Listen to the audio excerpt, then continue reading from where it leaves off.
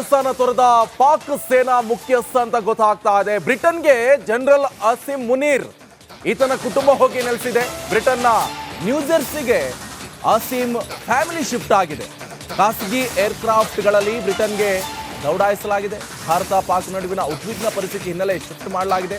ತಾಹಿರ್ ಶಂಷದ್ ಮಿರ್ಜಾ ಕುಟುಂಬ ವಿದೇಶಕ್ಕೆ ಹೋಗಿದೆ. ಕುಟುಂಬಗಳನ್ನ ರಕ್ಷಣೆ ಮಾಡಿಕೊಳ್ಳುವಂತ ಸಲುವಾಗಿ ವಿದೇಶಕ್ಕೆ ರವಾನೆ ಮಾಡಲಾಗಿದೆ. ಇದಕ್ಕೆ ಹೇಳಿ ಅಲ್ಲದೆ ಇನ್ನೇನು ಹೇಳ್ತಾರೆ ನೋಡಿ. ಮೊನ್ನೆ ಈತ ದೊಡ್ಡ ವೀರಾರೋಷವಾಗಿ ಹೇಳಿಕೆಯನ್ನ ಕೊಟ್ಟಿದ್ದಾನೆ.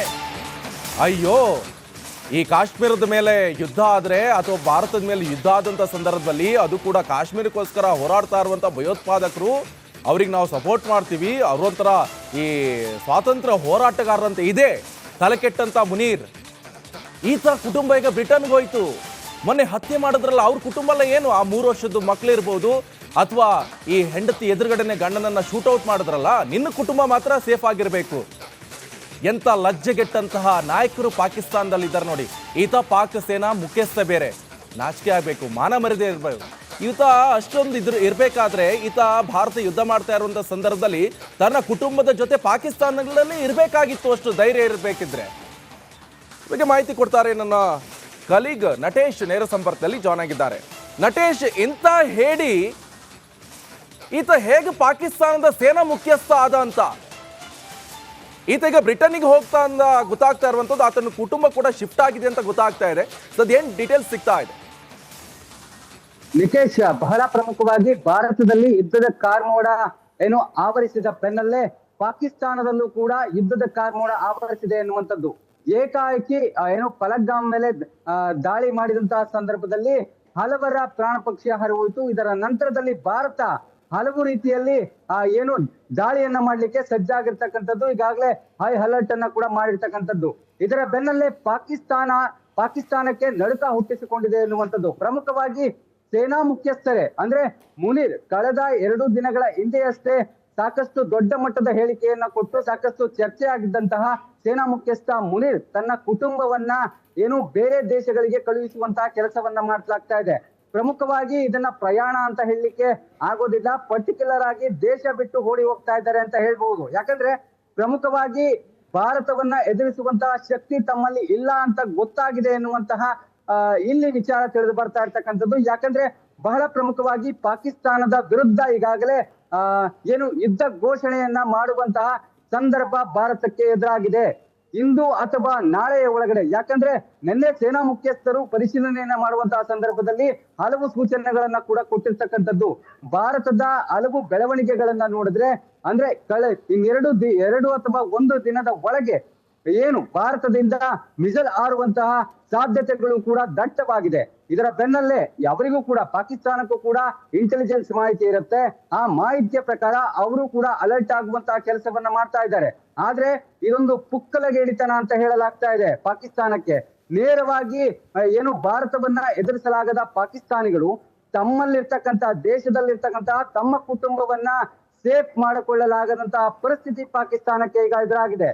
ಯಾಕಂದ್ರೆ ಈಗ ಪಾಕಿಸ್ತಾನ ತ್ರಿಶಂಕು ಸ್ಥಿತಿಯನ್ನ ಆವರಿಸಿದೆ ಎನ್ನುವಂಥದ್ದು ಮೇಲ್ನೋಟಕ್ಕೆ ಸ್ಪಷ್ಟವಾಗಿ ಗೊತ್ತಾಗ್ತಾ ಇದೆ. ಅದರಲ್ಲೂ ಕೂಡ ಭಾರತದ ಪೆಹಲ್ಗಾಮ್ ಮೇಲೆ ಮಾಡಿದಂತಹ ದಾಳಿ ಏನಿದೆ ಇಡೀ ದೇಶದಾದ್ಯಂತ ಚರ್ಚೆ ಆಗ್ತಾ ಇದೆ. ಇಡೀ ದೇಶದಾದ್ಯಂತ ಅಲ್ಲದೆ ಪ್ರಪಂಚದಾದ್ಯಂತ ಕೂಡ ಹಲವು ಬಲಿಷ್ಠ ರಾಷ್ಟ್ರಗಳು ಭಾರತದ ಪರವಾಗಿ ನಿಂತಿರುವಂತದ್ದು.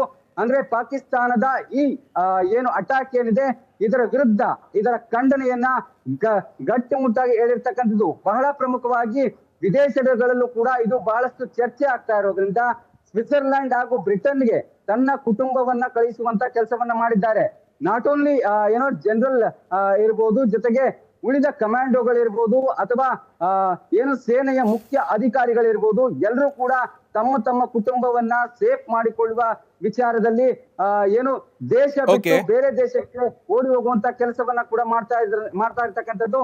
ಇದರಿಂದಾಗಿ ಗೊತ್ತಾಗ್ತಾ ಇದೆ ಪಾಕಿಸ್ತಾನಕ್ಕೆ ಯಾವ ರೀತಿಯಾದಂತಹ ಭಯವನ್ನ ಭಾರತ ಹುಟ್ಟಿಸ್ತಾ ಇದೆ ಅಂತ ಹೇಳಿ. ಯಾಕಂದ್ರೆ ಪ್ರಧಾನಿ ನರೇಂದ್ರ ಮೋದಿ ಅವರು ಕೊಟ್ಟಂತ ಹೇಳಿಕೆ ಇತ್ತೀಚಿನ ದಿನಗಳಲ್ಲಿ ಅಂದ್ರೆ ಕಳೆದ 2-3 ದಿನಗಳಿಂದ ಕೇಂದ್ರ ಸರ್ಕಾರದ ಏನು ಪ್ರಮುಖ ನಿರ್ಧಾರಗಳಿರ್ಬೋದು, ಜೊತೆಗೆ ನಿನ್ನೆ ನಡೆಸಿದಂತ ಅಮಿತ್ ಶಾ ಸಭೆ ಏನಿದೆ ಇದು ಕೂಡ ಬಹಳಷ್ಟು ದೊಡ್ಡ ಮಟ್ಟದಲ್ಲಿ ಪಾಕಿಸ್ತಾನಕ್ಕೆ ಹೊಡೆತವನ್ನು ಕೊಡುವಂತಹ ನಿಟ್ಟಿನಲ್ಲಿ ಪ್ರಾಮುಖ್ಯತೆಯನ್ನು ಪಡೆದುಕೊಳ್ಳುತ್ತೆ. ಇದೆಲ್ಲವನ್ನ ಗಮನಿಸಿದ್ರೆ ಪಾಕಿಸ್ತಾನಕ್ಕೆ ಮುಂದಿನ ದಿನಗಳಲ್ಲಿ ದೊಡ್ಡ ಮಟ್ಟದ ಸಂಕಷ್ಟ ಎದುರಾಗುವಂತಹ ಸಾಧ್ಯತೆ ಇದೆ. ಅದು ರಾಜತಾಂತ್ರಿಕವಾಗಿರ್ಬೋದು ಅಥವಾ ಮಿಲಿಟರಿಯ ವಿಚಾರದಲ್ಲಿರ್ಬೋದು ಅಥವಾ ಬಾರ್ಡರ್ ವಿಚಾರದಲ್ಲಿರ್ಬೋದು. ಸಾಕಷ್ಟು ಅಸ್ತ್ರಗಳನ್ನ ಇಟ್ಟುಕೊಂಡು ಭಾರತ ತನ್ನ ಅಂದ್ರೆ ಪಾಕಿಸ್ತಾನದ ವಿರುದ್ಧದ ದಾಳಿಯನ್ನ ಮುಂದುವರಿಸುವಂತಹ ಎಲ್ಲಾ ಸಾಧ್ಯತೆಗಳು ಇದೆ. ಹಾಗಾಗಿಯೇ ಒಂದಷ್ಟು ಕಾಲಾವಕಾಶವನ್ನ ತೆಗೆದುಕೊಂಡು ಕಠಿಣ ನಿರ್ಧಾರಗಳನ್ನ ತೆಗೆದುಕೊಳ್ಳುವಂತಹ ಕೆಲಸವನ್ನ ಭಾರತ ಸ್ಪಷ್ಟವಾಗಿ ಮಾಡ್ತಾ ಇದೆ. Nikesh, all right, thank you Natesh ನಿಮ್ಮೆಲ್ಲ ಮಾಹಿತಿ.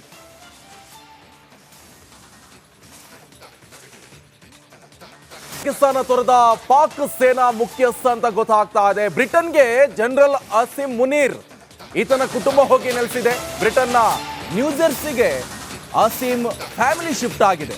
ಖಾಸಗಿ ಏರ್ಕ್ರಾಫ್ಟ್ಗಳಲ್ಲಿ ಬ್ರಿಟನ್ಗೆ ದೌಡಾಯಿಸಲಾಗಿದೆ. ಭಾರತ ಪಾಕ್ ನಡುವಿನ ಉದ್ವಿಗ್ನ ಪರಿಸ್ಥಿತಿ ಹಿನ್ನೆಲೆ ಶಿಫ್ಟ್ ಮಾಡಲಾಗಿದೆ. ತಾಹಿರ್ ಶಂಷದ್ ಮಿರ್ಜಾ ಕುಟುಂಬ ವಿದೇಶಕ್ಕೆ ಹೋಗಿದೆ. ಕುಟುಂಬಗಳನ್ನ ರಕ್ಷಣೆ ಮಾಡಿಕೊಳ್ಳುವಂತ ಸಲುವಾಗಿ ವಿದೇಶಕ್ಕೆ ರವಾನೆ ಮಾಡಲಾಗಿದೆ. ಇದಕ್ಕೆ ಹೇಳಿ ಅಲ್ಲದೆ ಇನ್ನೇನ್ ಹೇಳ್ತಾರೆ ನೋಡಿ. ಮೊನ್ನೆ ಈತ ದೊಡ್ಡ ವೀರಾರೋಷವಾಗಿ ಹೇಳಿಕೆಯನ್ನ ಕೊಟ್ಟಿದ್ದಾನೆ. ಅಯ್ಯೋ, ಈ ಕಾಶ್ಮೀರದ ಮೇಲೆ ಯುದ್ಧ ಆದ್ರೆ ಅಥವಾ ಭಾರತದ ಮೇಲೆ ಯುದ್ಧ ಆದಂತ ಸಂದರ್ಭದಲ್ಲಿ, ಅದು ಕೂಡ ಕಾಶ್ಮೀರಕ್ಕೋಸ್ಕರ ಹೋರಾಡ್ತಾ ಇರುವಂತ ಭಯೋತ್ಪಾದಕರು, ಅವ್ರಿಗೆ ನಾವು ಸಪೋರ್ಟ್ ಮಾಡ್ತೀವಿ, ಅವರೊಂಥರ ಈ ಸ್ವಾತಂತ್ರ್ಯ ಹೋರಾಟಗಾರರಂತ ಇದೆ ತಲೆಕೆಟ್ಟಂತ ಮುನೀರ್. ಈತ ಕುಟುಂಬ ಈಗ ಬ್ರಿಟನ್ಗೆ ಹೋಯ್ತು. ಮೊನ್ನೆ ಹತ್ಯೆ ಮಾಡಿದ್ರಲ್ಲ ಅವ್ರ ಕುಟುಂಬ ಎಲ್ಲ ಏನು, ಆ 3 ವರ್ಷದ ಮಕ್ಕಳಿರ್ಬೋದು ಅಥವಾ ಈ ಹೆಂಡತಿ ಎದುರುಗಡೆನೆ ಗಂಡನನ್ನ ಶೂಟೌಟ್ ಮಾಡಿದ್ರಲ್ಲ, ನಿನ್ನ ಕುಟುಂಬ ಮಾತ್ರ ಸೇಫ್ ಆಗಿರಬೇಕು. ಎಂತ ಲಜ್ಜೆಗೆಟ್ಟಂತಹ ನಾಯಕರು ಪಾಕಿಸ್ತಾನದಲ್ಲಿ ಇದ್ದಾರೆ ನೋಡಿ. ಈತ ಪಾಕ್ ಸೇನಾ ಮುಖ್ಯಸ್ಥ ಬೇರೆ, ನಾಚಿಕೆ ಆಗಬೇಕು, ಮಾನ ಮರ್ಯಾದೆ ಇರಬೇಕು. ಈತ ಅಷ್ಟೊಂದು ಇರಬೇಕಾದ್ರೆ ಈತ ಭಾರತ ಯುದ್ಧ ಮಾಡ್ತಾ ಇರುವಂತ ಸಂದರ್ಭದಲ್ಲಿ ತನ್ನ ಕುಟುಂಬದ ಜೊತೆ ಪಾಕಿಸ್ತಾನಗಳಲ್ಲಿ ಇರಬೇಕಾಗಿತ್ತು. ಅಷ್ಟು ಧೈರ್ಯ ಇರಬೇಕಿದ್ರೆ. ಬಗ್ಗೆ ಮಾಹಿತಿ ಕೊಡ್ತಾರೆ ನನ್ನ ಕಲೀಗ್ ನಟೇಶ್, ನೇರ ಸಂಪರ್ಕದಲ್ಲಿ ಜಾಯ್ನ್ ಆಗಿದ್ದಾರೆ. ನಟೇಶ್, ಇಂಥ ಹೇಳಿ ಈತ ಹೇಗೆ ಪಾಕಿಸ್ತಾನದ ಸೇನಾ ಮುಖ್ಯಸ್ಥ ಆದ ಅಂತ, ಈತ ಈಗ ಬ್ರಿಟನ್ನಿಗೆ ಹೋಗ್ತಾ ಅಂತ ಗೊತ್ತಾಗ್ತಾ ಇರುವಂತದ್ದು, ಆತನ ಕುಟುಂಬ ಕೂಡ ಶಿಫ್ಟ್ ಆಗಿದೆ ಅಂತ ಗೊತ್ತಾಗ್ತಾ ಇದೆ. ಏನ್ ಡೀಟೇಲ್ಸ್ ಸಿಗ್ತಾ ಇದೆ? ನಿಕೇಶ್, ಬಹಳ ಪ್ರಮುಖವಾಗಿ ಭಾರತದಲ್ಲಿ ಯುದ್ಧದ ಕಾರ್ಮೋಡ ಆವರಿಸಿದ ಬೆನ್ನಲ್ಲೇ ಪಾಕಿಸ್ತಾನದಲ್ಲೂ ಕೂಡ ಯುದ್ಧದ ಕಾರ್ಮೋಡ ಆವರಿಸಿದೆ ಎನ್ನುವಂಥದ್ದು.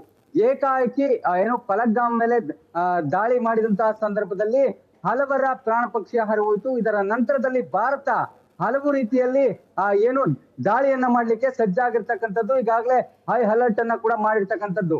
ಇದರ ಬೆನ್ನಲ್ಲೇ ಪಾಕಿಸ್ತಾನಕ್ಕೆ ನಡುಕ ಹುಟ್ಟಿಸಿಕೊಂಡಿದೆ ಎನ್ನುವಂಥದ್ದು. ಪ್ರಮುಖವಾಗಿ ಸೇನಾ ಮುಖ್ಯಸ್ಥರೇ ಅಂದ್ರೆ ಮುನೀರ್ ಕಳೆದ 2 ದಿನಗಳ ಹಿಂದೆಯಷ್ಟೇ ಸಾಕಷ್ಟು ದೊಡ್ಡ ಮಟ್ಟದ ಹೇಳಿಕೆಯನ್ನ ಕೊಟ್ಟು ಸಾಕಷ್ಟು ಚರ್ಚೆ ಆಗಿದ್ದಂತಹ ಸೇನಾ ಮುಖ್ಯಸ್ಥ ಮುನೀರ್ ತನ್ನ ಕುಟುಂಬವನ್ನ ಬೇರೆ ದೇಶಗಳಿಗೆ ಕಳುಹಿಸುವಂತಹ ಕೆಲಸವನ್ನ ಮಾಡಲಾಗ್ತಾ ಇದೆ.